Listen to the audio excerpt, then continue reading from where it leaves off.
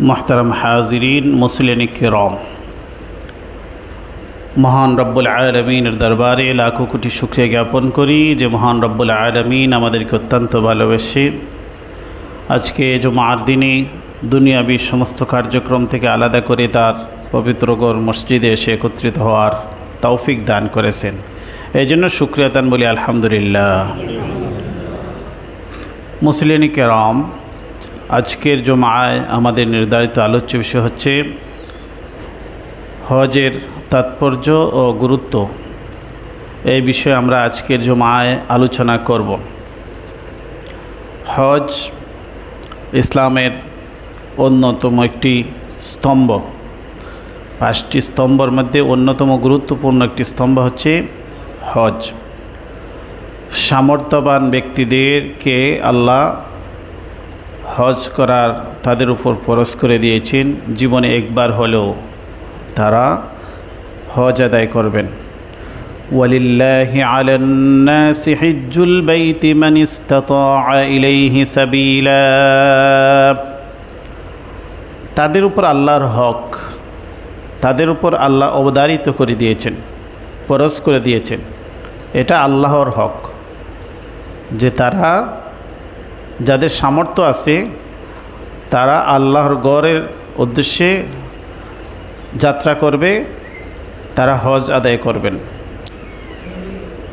হজ আমাদের মুমিন জীবনের জন্য গুরুত্বপূর্ণ একটি ইবাদত। যে ঘরকে কেন্দ্র করে হজ অনুষ্ঠিত হয়, বাইতুল্লাহ শরীফ, আল্লাহর ঘর, এই ঘরটি হচ্ছে মানুষের জন্য ইবাদতের জন্য আল্লাহ সর্বপ্রথম যে ঘর তৈরি করেছেন এটা হচ্ছে বাইতুল্লাহ।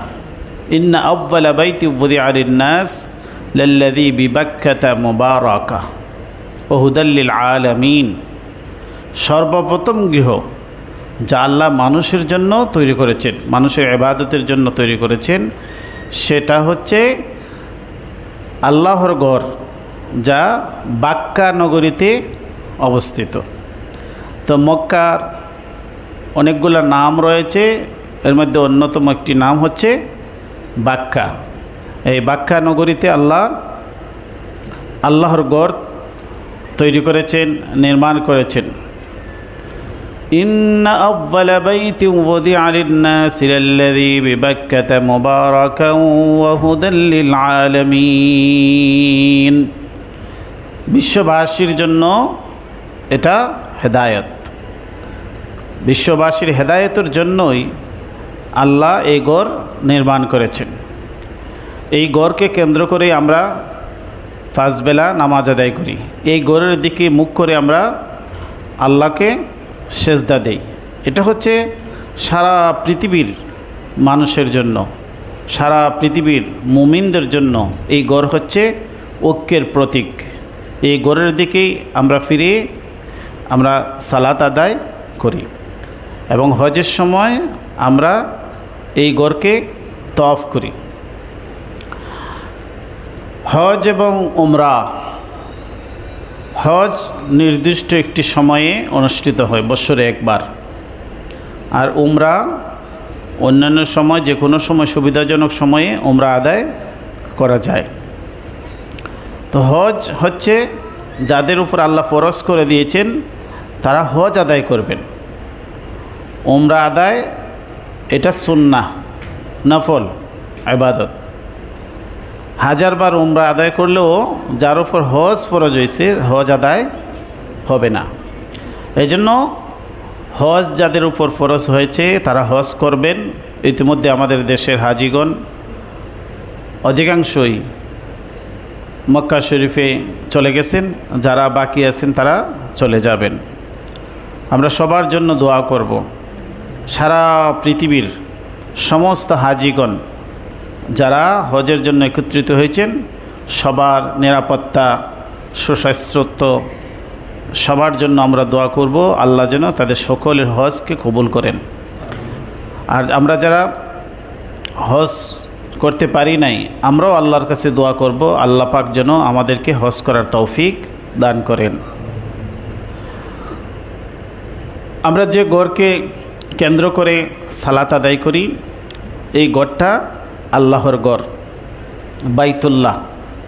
এই গড়ের অনেকগুলা নাম রয়েছে। এই গড়ের এক নাম হচ্ছে বাইতুন আতিক। বাইতুন আতিকের অর্থ হচ্ছে এটা স্বাধীন গৃহ, এটা সবচেয়ে প্রাচীন গৃহ। ওয়ালিয়াত্তাওয়াফু বিল বাইতিল আতিক। এই গৃহর কাছে যারা যাবে, এই গৃহর দিকে, এই গড়ের দিকে মুখ করে যারা সালাত আদায় করবে, তারা পৃথিবীর সমস্ত সৃষ্টি জগৎ থেকে, সৃষ্টি জগতের দাসত্ব থেকে তারা স্বাধীনতা লাভ করবে। এই গড় মানুষকে স্বাধীন করে। কেবলমাত্র স্রষ্টার জন্য আমরা আমাদের নিজেদেরকে নিবেদন করব। এই গড় থেকে আমরা এটা শিক্ষা পাই। এজন্য এই গড়ের নাম হচ্ছে বাইতুন আতিক। এই গড় মানুষকে মানুষ হয়ে মানুষের দাসত্ব থেকে মুক্ত করে। এজন্য এই গড়ের নাম হচ্ছে বাইতুন আতিক। এই গৃহ হচ্ছে স্বাধীন গৃহ, স্বাধীনতা দানকারী গৃহ। এই গৃহর মাধ্যমে মানুষ সৃষ্টি বস্তু হয়ে আরেক সৃষ্টি বস্তুর দাসত্ব থেকে মুক্তি লাভ করে। এজন্য দেখবেন যারা আল্লাহর আনুগত্য করে না, যারা আল্লাহর দাসত্বকে স্বীকার করে না, এরা কিন্তু মানুষের দাসত্ব গ্রহণ করে নেয়। দাসত্ব থেকে তারা মুক্তি অর্জন করতে পারে না। কোনো না কোনো ক্ষেত্রে তারা অন্যদের দাসত্ব করে, কিন্তু আল্লাহর দাসত্বকে তারা স্বীকার করে না। আর কোনো একজন মুমিন যদি আল্লাহর আবিদ হিসেবে, আল্লাহর ইবাদতকারী হিসেবে আল্লাহর নিরঙ্কুশ ক্ষমতা, সার্বভৌমত্বকে স্বীকার করে নিয়ে আল্লাহর সামনে যদি সে নিজেকে নত করে, তাহলে আল্লাহ পাক রব্বুল আলামিন তাকে সারা দুনিয়ার সমস্ত সৃষ্টি বস্তু, সমস্ত মানুষের দাসত্ব থেকে তাকে আল্লাহ মুক্তিদান করেন। এই জন্য এই গড় হচ্ছে আমাদের মুক্তির প্রতীক, আমাদের হেদায়তের প্রতীক। এই গড়ে যখন আমরা হজ করতে যাই বা উমরা করতে যাই, গেলে পরে আমরা দেখতে পাই যে সারা পৃথিবী থেকে কত বর্ণের মানুষ, কত কালারের মানুষ, কত ধরনের মানুষ যে এখানে আসে, কত ভাষাভাষী মানুষ, কত সংস্কৃতির মানুষ, কত ভূখণ্ডের মানুষ, সবাই এখানে এসে একত্রিত হয়। এবং মানুষের মধ্যে কোনো ধরনের কোনো ভেদাভেদ থাকে না। মানুষের মধ্যে একটি সহমর্মিতা, মানুষের মধ্যে সম্প্রীতি, মানুষের যে সম্মান করা, মানুষের প্রতি যে মানুষের সহানুভূতি, সেটার যে দৃষ্টান্ত, সেটা আমরা বাইতুল্লাহ গেলে দেখতে পাই। হজ এবং উমরায় গেলে আমরা সে বিষয়টা প্রত্যক্ষ করি যে আল্লাহর দুনিয়া যে কত বড়, আল্লাহর সৃষ্টি জগতে কত বড়, পৃথিবীতে কত ধরনের মানুষ যে আছে, কত ভাষা সংস্কৃতির মানুষ, কত কালারের মানুষ যে আছে, এগুলা সেখানে গেলে দেখতে পাওয়া যায়। এই জন্য জীবনে একবার হলেও এই গড়ের জিয়ারত করা, সেখানে যাওয়া, হজ যাদের ফরজ হয়েছে তারা তো হজ করবেনই, আর যাদের স্বল্প সামর্থ্য অন্ততপক্ষে একবার হলেও উমরার সফরে যাওয়া উচিত মনে করি।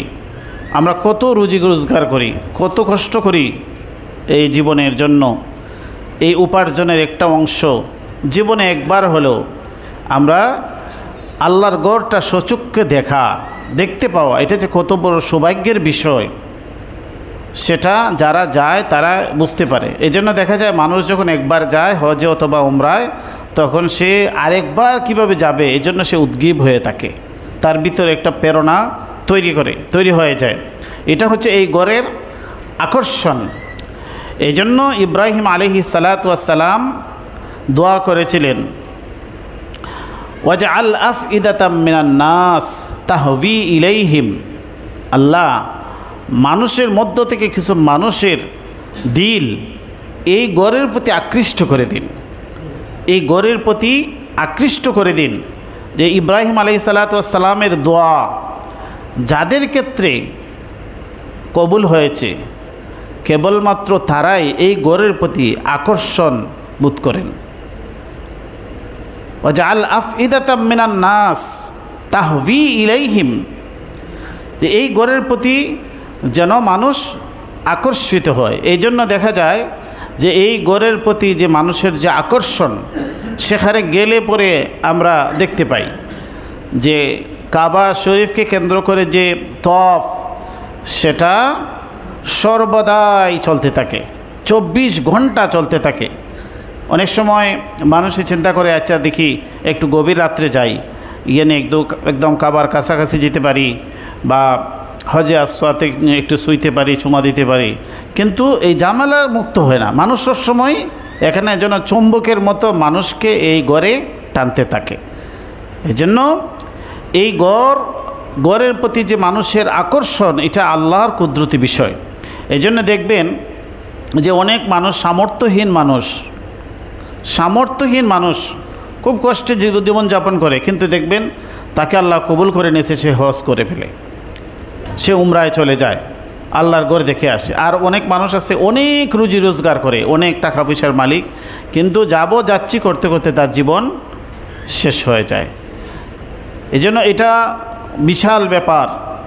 এই গড়ের প্রতি যে আল্লাহ, যদি সব মানুষের আকর্ষণ এটার প্রতি তৈরি হয়ে যেত, তাহলে যারা প্রকৃতপক্ষে মুমিন মুত্তাকি তাদের জন্য কঠিন হয়ে যেত। এমনিতে সামাল দেওয়া যায় না, মানুষের এত বীর তৈরি হয়। আর যদি সব মানুষের আকর্ষণ হইতো তো তাইলে আরও বেশি মানুষের ঝামেলা হইতো, সেখানে আরও বেশি কষ্ট হইতো। এই জন্য ইব্রাহিম আলাইহিসসালাম দিয়ে দোয়া করছেন ওয়াজআল আফইদাতাম মিনান নাস। তো মিন শব্দ এটা তাবেইজিয়া তাকলিলিয়ার জন্য আসে। কিছু মানুষকে আল্লাহ যেন আকর্ষণ এর গড়ের প্রতি তৈরি করে দেন।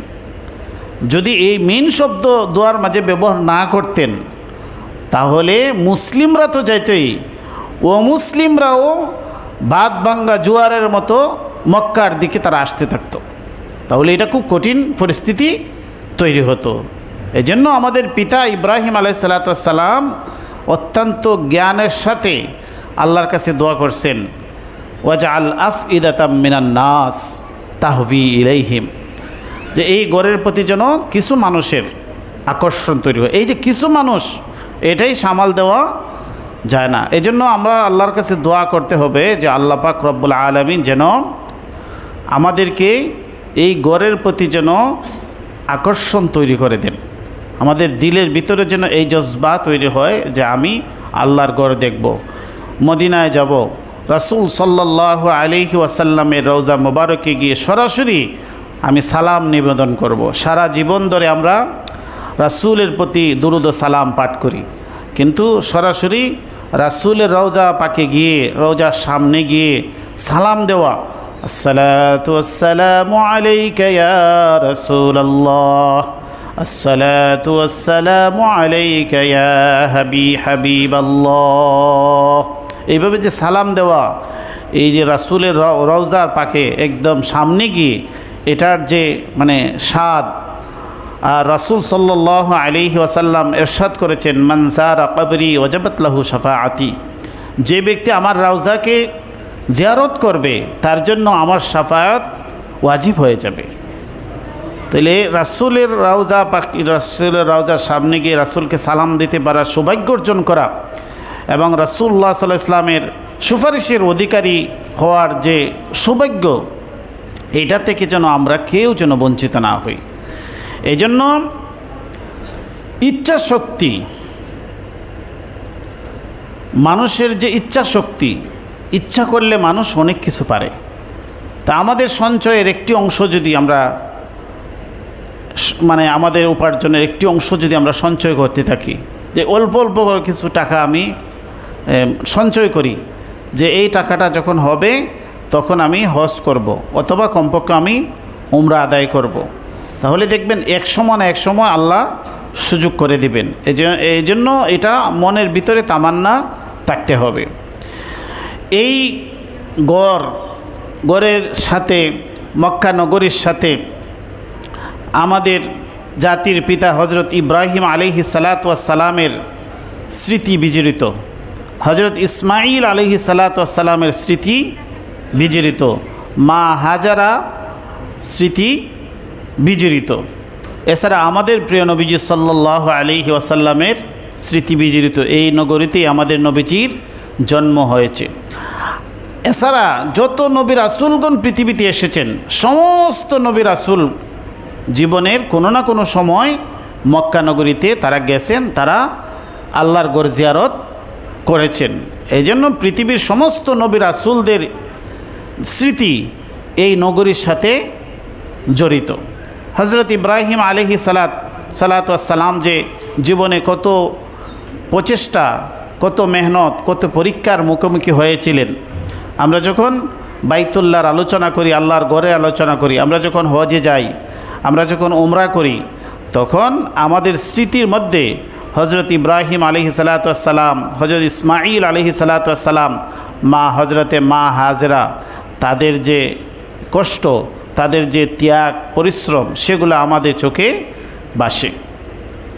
সাফা মারওয়াতে যখন আমরা সাই করি, এই সাফা মারওয়া, ইন্নাস সাফা ওয়াল মারওয়াতা মিন শাআইরিল্লাহ, সাফা মারওয়াতে যখন আমরা সাই করি 7 বার, সেখানে আজ থেকে 4000 বৎসর আগে একজন মা সেই নগরীতে, ওই সময় জনমানবহীন নগরী ছিল, যেখানে কোনো মানুষের বসবাস ছিল না, সেখানে হজরত ইব্রাহিম আলাইহিস সালাতু ওয়াস সালাম, তার শিশুপুত্র হজরত ইসমাইল এবং মা হাজেরা, শুধুমাত্র মা এবং সন্তান এই দুজনকে রেখে ইব্রাহিম আলাইহিস সালাতু ওয়াস সালাম তিনি ফিলিস্তিনে চলে গেলেন।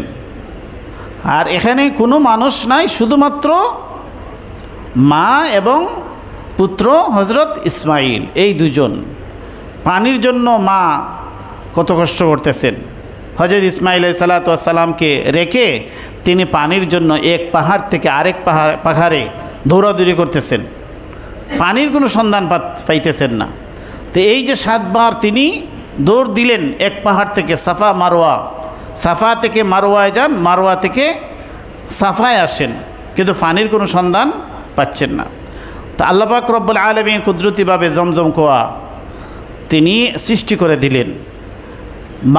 মা ফিরে আসলেন সন্তানকে দেখার জন্য, এসে দেখলেন পানির ফোয়ারা সৃষ্টি হয়েছে। এই যে জমজমের কুয়ার পানি, জমজমের পানি যখন আমরা পান করি, এই জমজম নাম যখন আমাদের সামনে স্মরণ হয়, তখন সেই মা হাজারার কথা আমাদের স্মরণ হয়, হজরত ইসমাইল আলাইহিস সালাতু ওয়াস সালামের কথা আমাদের স্মরণ হয়।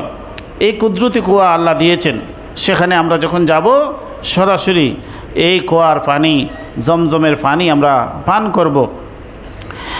এবং এই গড়কে কেন্দ্র করে যুগে যুগে অনেক ইতিহাস রচিত হয়েছে।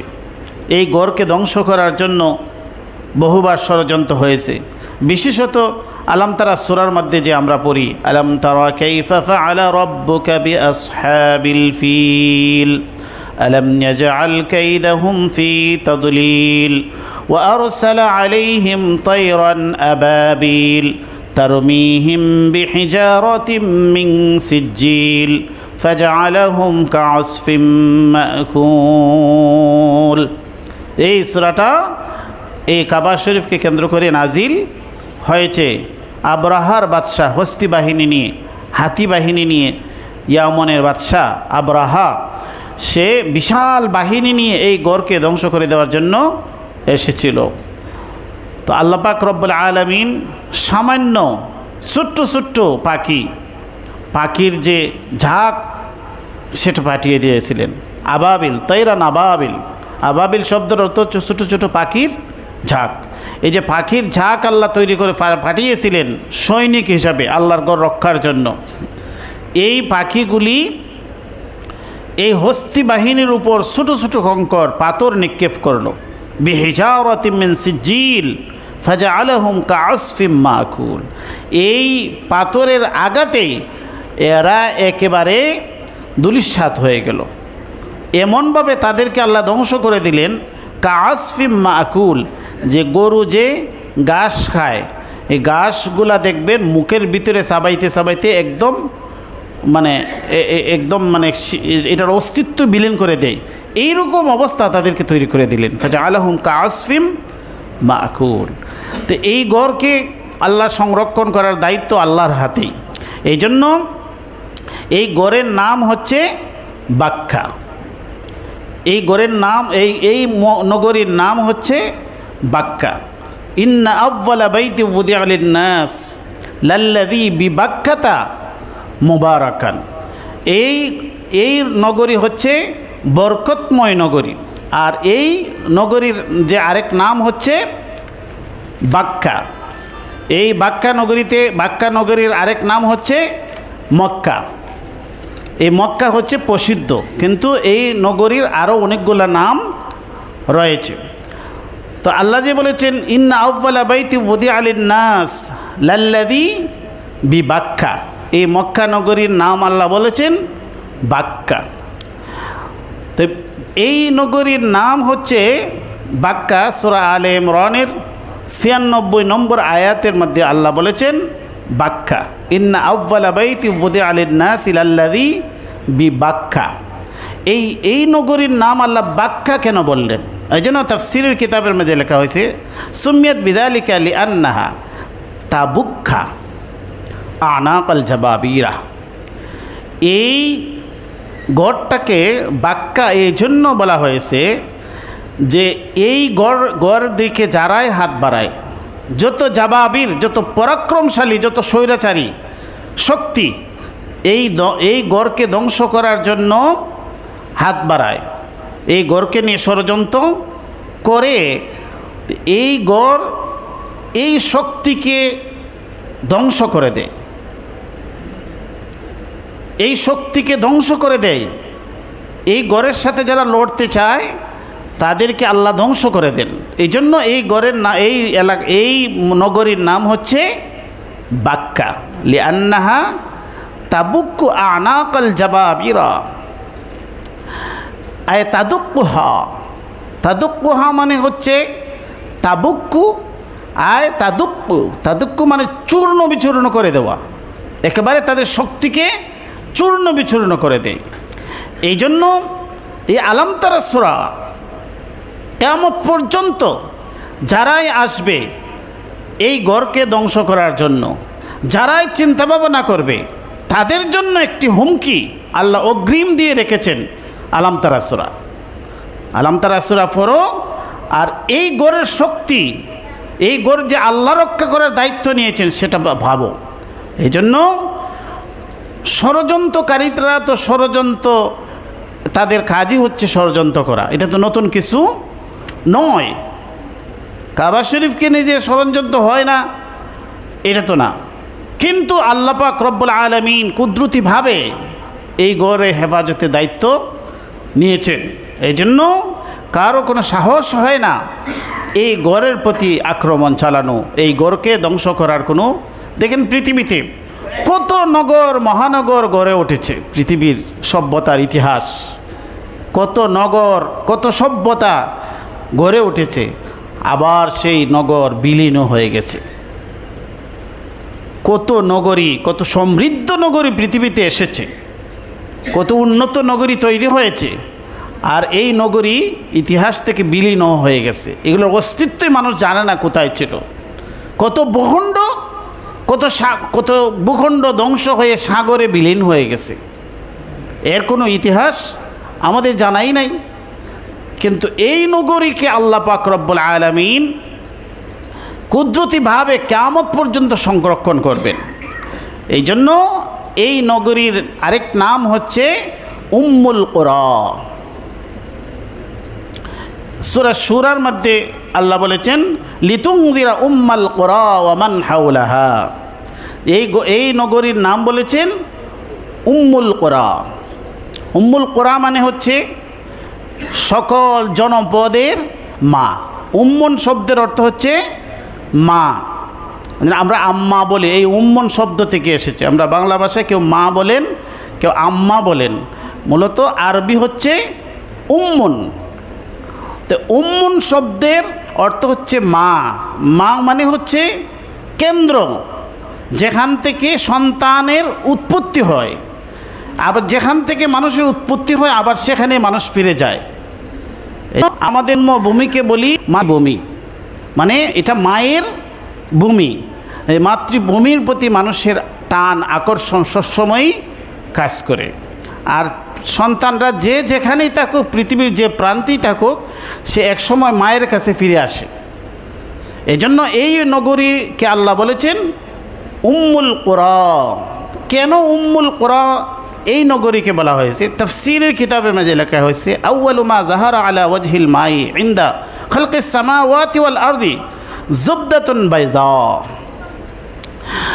তাফসীরের কিতাবে লেখা হয়েছে যে যখন পৃথিবীতে আর কোনো কিছু ছিল না, শুধুমাত্র পানি আর পানি ছিল, আর এই পানির মধ্যে আল্লাহ সর্বপ্রথম জুবদাতুন বাইযা, সাদা ফেনা তৈরি করলেন।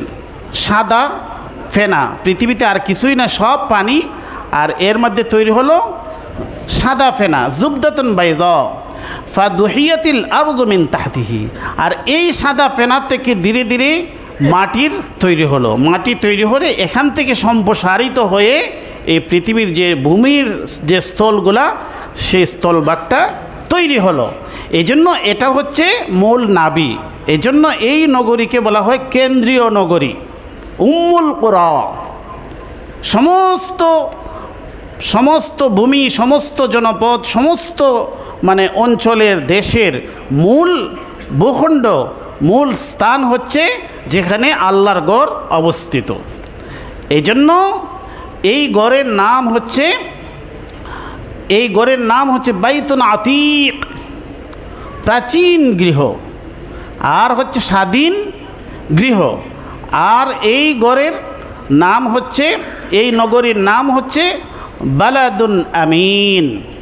ওয়াহাদাল বালাদুল আমিন, সূরা ৩-এর মধ্যে আল্লাহ বলেছেন। আর আবার বলেছেন সূরা বালাদের মধ্যে বলেছেন শুধু বালাদ, লা উকসিমু বিহাদাল বালাদ। বালাদ শব্দের অর্থ হচ্ছে নগরী, বালাদ শব্দের অর্থ হচ্ছে শহর। এটা এমন এক শহর, এটা চিরস্থায়ী শহর। কারণ এটা এমন এক শহর, যে শহর কখনো কি হবে না, বিলীন হয়ে যাবে না। যে শহরের জৌলস, আকর্ষণ, চাকচিক্য কখনো বিলীন হয়ে যাবে না। আর আল্লাহ এই গড়কে কমন বলেছেন বালাদ, লা উকসিমু বিহাদাল বালাদ। আল্লাহ বলেছেন আমি এই নগরীর শপথ করলাম। আর অন্য আয়াতের মধ্যে বলেছেন ওয়াত্তিনি ওয়াজ্জাইতুন ওয়া তুরি সিনিন ওয়া হাযাল বালাদিল আমিন, নিরাপদ নগরী বলেছেন, বালাদে আমিন। এই শহর হচ্ছে নিরাপত্তার নগরী। ওমান দাখালাহু কানা আমিনা, যে এই গড়ে যে ব্যক্তি এই নগরীতে প্রবেশ করে সে কী হয়ে যায়, নিরাপদ হয়ে যায়। এই জন্য সেখানে কোনো মারামারি, হানাহানি, রক্তপাত কখনো অনুমোদিত নয়। কিয়ামত পর্যন্ত রাসূলুল্লাহ সাল্লাল্লাহু আলাইহি ওয়াসাল্লাম ঘোষণা দিয়ে দিয়েছেন, কিয়ামত পর্যন্ত এই নগরীতে কোনো ধরনের কোনো যুদ্ধ বিগ্রহ, মারামারি, হানাহানি হারাম। যত যুক্তিসঙ্গত কারণে তো এই নগরীতে কোনো যুদ্ধ চলবে না। শুধুমাত্র রাসূলুল্লাহ সাল্লাল্লাহু আলাইহি ওয়াসাল্লামকে পৃথিবীর ইতিহাসে একমাত্র সামান্য একটি মুহূর্তের জন্য আল্লাহ এই নগরীতে যুদ্ধ করা হালাল করে দিয়েছেন, দিয়েছিলেন শুধুমাত্র মক্কা বিজয়ের দিনের জন্য। সুনির্দিষ্ট একটি সময়ের জন্য আল্লাহর পক্ষ থেকে এই নগরীর মধ্যে যুদ্ধ করা হালাল করে দিয়েছেন। ওয়া আনতা হিল্লুম বিহাদাল বালাদ, এই বালাদকে আমি আপনার জন্য হালাল করে দিয়েছিলাম। তা আল্লাহ সুনির্দিষ্ট সময়ের জন্য যুদ্ধ হালাল করেছিলেন, কিন্তু তারপরও রাসূলুল্লাহ সাল্লাল্লাহু আলাইহি ওয়াসাল্লাম এই নগরীতে রক্তপাত করেননি, রক্তপাত ঘটাননি। বিনা যুদ্ধেই মক্কা বিজয় হয়েছে। সুনির্দিষ্ট কয়েকজন বিশ্বাসঘাতক, যাদের ব্যাপারে আগেই মৃত্যুদণ্ড ঘোষিত ছিল, তাদেরকে মৃত্যুদণ্ড দেওয়া হয়েছে। এটি সুনির্দিষ্ট কয়েকজন ব্যক্তি, আর বাদ বাকি কোনো ধরনের কোনো যুদ্ধ বিগ্রহ এখানে হয় নাই। রাসূল যখনই মক্কায় প্রবেশ করেছেন, কাফির মুশরিকরা সবাই আত্মসমর্পণ করেছে, তারা সবাই এসে রাসূলের কাছে নতি স্বীকার করেছে, এই জন্য আর যুদ্ধ বিগ্রহ হয় নাই। এবং যে বিজয় আল্লাহ দান করেছেন চিরস্থায়ী বিজয়, কিয়ামত পর্যন্ত এই নগরী বিজয় অবস্থায় থাকবে। আল্লাহ পাক রব্বুল আলামিন আমাদেরকে আমলে তৌফিক দান করুন। আগামী জুমাতেও আমাদের এই বিষয়ে আলোচনা রয়েছে, হজ বিষয়ে আমরা আলোচনা করব। মুসল্লিন কিরাম আমরা যা সুন্নত পড়ে নেই, সুন্নত পড়ে নেই।